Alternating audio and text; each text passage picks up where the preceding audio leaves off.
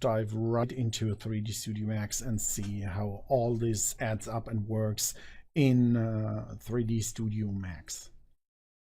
So what I have here is a pretty simple ordinary scene. I have a room up here, and we have, let me just put that full screen, and we have a daylight system. So we do support in finalRender the daylight system of 3D Studio Max.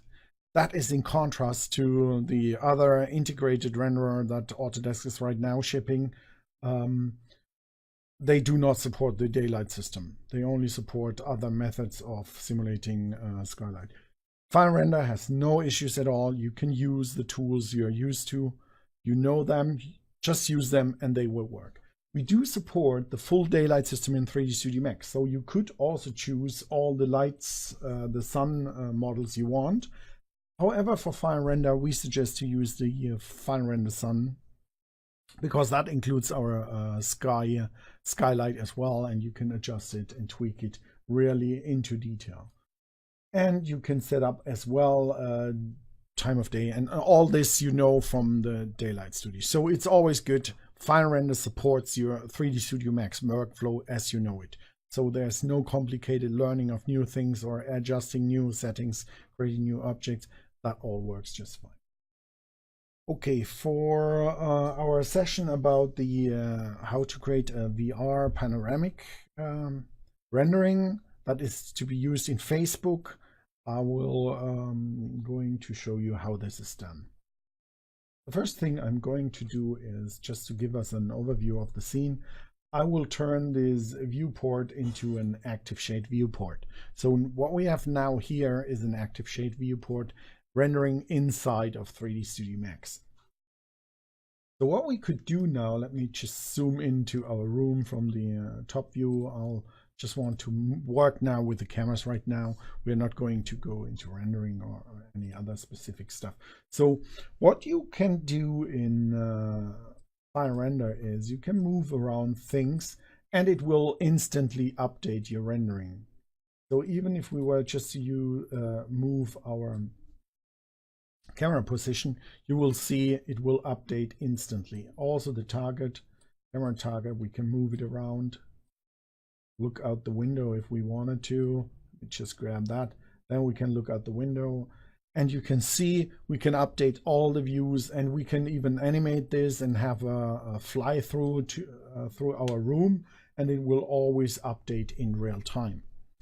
So that's a great and important feature you have there. While you're working and modeling your way in 3D Studio Max, you can always have the end result with reflection, refractions, GI, everything in there. And this even works with complex things like the daylight system. So if you look at the sun here through the window, if we go back to selecting our daylight system, and we just change the time of day. Let's change the time, go to 14. You can see our sun is moving and we get the real-time update here. Same if we go further into the day, or if we go in the minutes, you see now the sun is going down and we have night out. And we have our light coming to illuminate the scene, and the same way back. So all this is live, real feedback, so you can really work nicely with this. And this also works with the panoramic camera. And here we have to discuss how finalRender does it, because we were also thinking, how can we enhance the workflow when you want to create stereoscopic or panoramic renderings? Other renderers, they force you to use an extra camera, an extra object, an extra rig, whatever, extra, you have to learn it, you have to adjust your exposure values and all this. It's a big mess. So what we did here in finalRender is something really cool and easy to do. What we can do is we can adjust the camera, or change the camera to a VR camera, by just assigning the FR stereoscopic modifier. And this modifier works with the camera. So you don't have to change your camera settings, your lenses, your angle of view, your exposure values, all this stuff. Just works. No hassle, nothing copying, no going into environment and doing other setups. It just works right out of the box then. So I'll assign this stereoscopic. It allows you to even choose the same view as we have it right now. So if we weren't to change anything, let me just start the rendering here. We would just get the same normal rendering here, as you can see. It's just the camera view. So let me just stop the rendering here, right here. We can choose between various cameras. We can have a spherical camera, a full sphere. We can have a fisheye camera. And on top, we can have everything in combination with stereoscopic. So if we wanted to have our normal scene camera, like we would do it in the movies, for example, but we want it to be stereoscopic, we can just turn this on. We have various options of stereoscopic rendering. We support all the mainstream options, including the left, right, up and down for YouTube VR videos, for example, or Facebook also does that format. So we do support that. So you can use the output of this video and turn it into a 3D VR video that you can watch with your 3D glasses and headsets. So the easiest to do for at home, or if you want to just check your 3D stereo settings, is using the anaglyph 3 option. And that means it's the red-green glasses you have here. Let me just grab one of these glasses. So yes, you can put them on and then you look like stupid or like you are a geek or a strange person. No, you are not. That gives you the 3D depth information in your rendering. And those are really cheap. You can get them everywhere and they're really cool. And it's really great to instantly check your 3D view. If you have these glasses, grab them now and look at the screen, at the streaming. You will see now a 3D image where you can have the depth information in there. So that's just the normal method, the anaglyph. And then we have left, right stored in one file. So there is products out there that need this format to create 3D. Let me just render that as well. So what we have is the left eye, right eye, just next to each other in one rendering. And then I have a very wide screen here. Let me just move in our frame buffer. So you can see we're rendering left and right eye at the same time in one frame.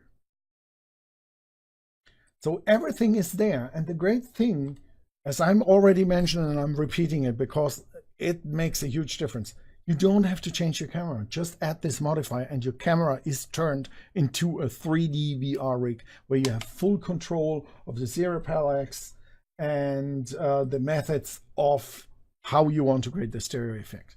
So you can just choose it, pick it.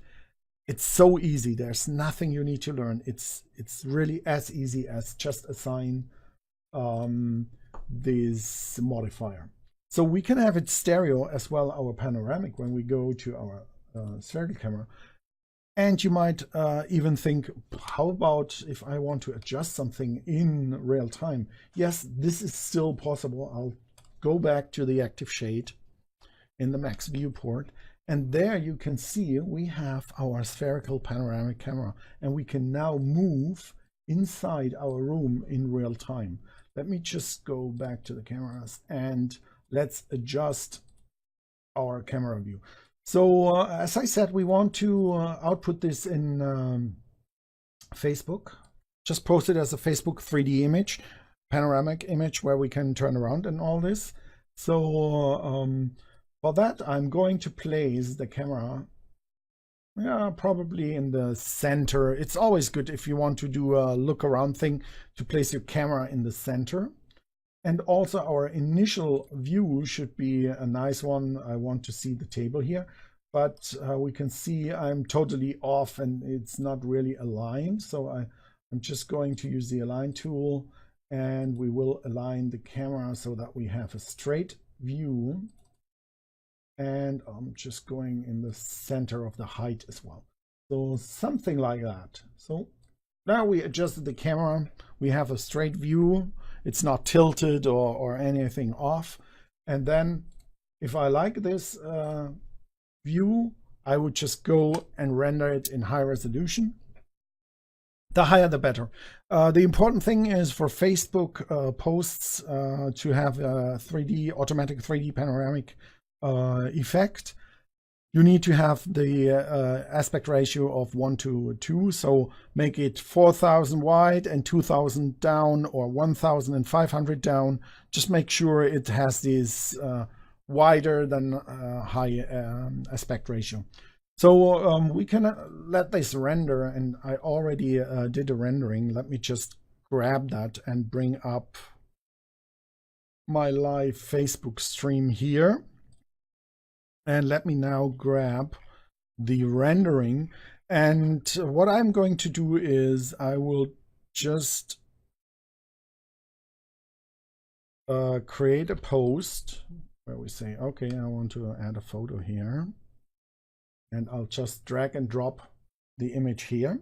So what Facebook does is I'll upload the image here.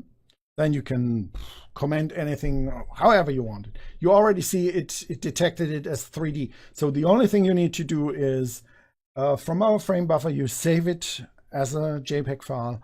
We do all the magic behind the doors and adjust it so that when you upload it to Facebook, it already knows that is a 3D VR panorama. So the next thing is I just keep it for myself now. I will post the panorama image later when we show the stream as well. So there will be a post coming, so don't worry. You will be able to look at it. But for now, let me just see. You already can see we can look around here. Let me just get that full screen so that you can see. Now we have the option to look around in the room wherever we want. And I can even see that my door, I can even zoom in and out. There's no knob, so I can't open it. Same for the windows. That's funny. But you can see now we have the rendering, we have the panorama, and that didn't take any time at all. We set up the camera, render the file as the panoramic spherical rendering, save it out from our frame buffer, and there you go. Publish it to Facebook, and it is automatically on Facebook, as you can see here, and your post is 3D. So it can't get easier. Nothing to learn, nothing complex, no adjustment in external tools or anything. Just save it out of the frame buffer, save it to Facebook. It will automatically detect it's a 3D panoramic rendering. So I hope you enjoyed this little stream. That was just about how the panoramic posting and camera works inside of finalRender and 3D Studio Max. And as you have seen, it's really easy to do, nothing complicated to learn. Just render the image and that's it. And you can do that with any renderings you have. And as I said, you can also do this with animations where you use your camera and look through these cardboard VR things. That also works just fine. Thanks again for watching this stream, and we will show another stream where we talk about finalRender materials and other features we have implemented in the new finalRender. I'm going to shut down the stream now, and I wish you a nice day.